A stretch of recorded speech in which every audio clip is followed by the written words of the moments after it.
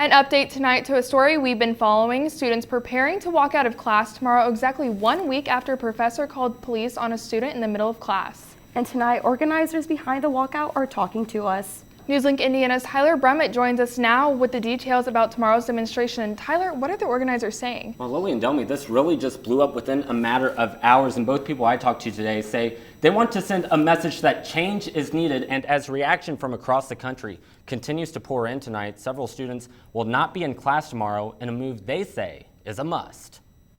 Are you in this class? Yeah.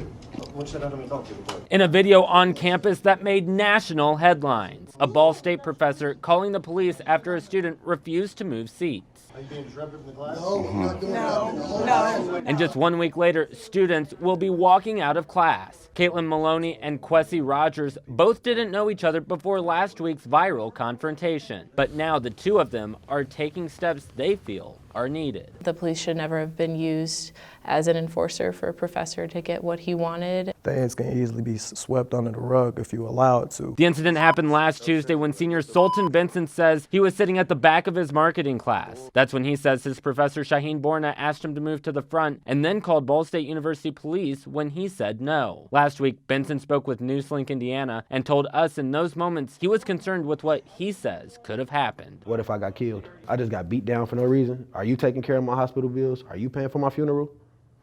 Nah, my people gotta handle that. The professor apologizing to Benson, Ball State President Jeffrey Mearns responding Thursday in an email to students. Mearns stopped by the NewsLink Indiana studios Monday to discuss other topics, but says he couldn't comment. But in his initial response, he vowed to make sure things are different. But it was a response Maloney and Rogers say doesn't go far enough. They say, oh yeah, we're going to learn from this situation and we're going to look at this situation and what went wrong and learn from it, but they never actually do anything. Ball State place higher expectations on their students than they do their own faculty. And while some students prepare to walk out of class, Maloney says if the university doesn't make necessary changes, don't be surprised if students walk out again. If by the end of February we don't see response from administration, we're planning to do another walkout, and we will keep doing them until we actually see change at Ball State.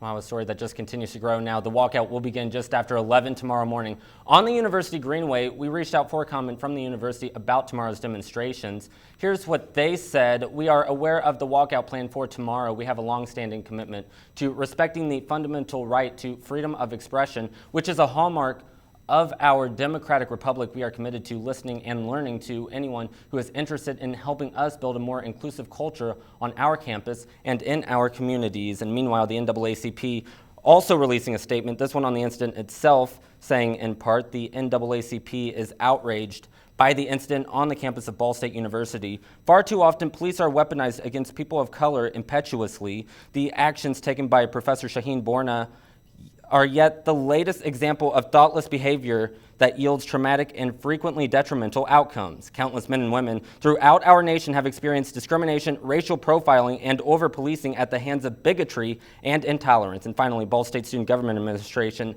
Elevate, also released a statement saying, in part, we believe this incident was severely mishandled. For a student to have the police called on them while in a classroom, their conduct must be egregious and at a level where the safety of both them and those around them is seriously in question. Sultan Benson was not displaying this kind of behavior in any way in Shaheen Borna's class. And we do want to let you know that NewsLink is going to be at tomorrow's walkout, and we're going to have the very latest, ladies, right here tomorrow night at 9. All right, Tyler Brummett for us tonight live. Thank you.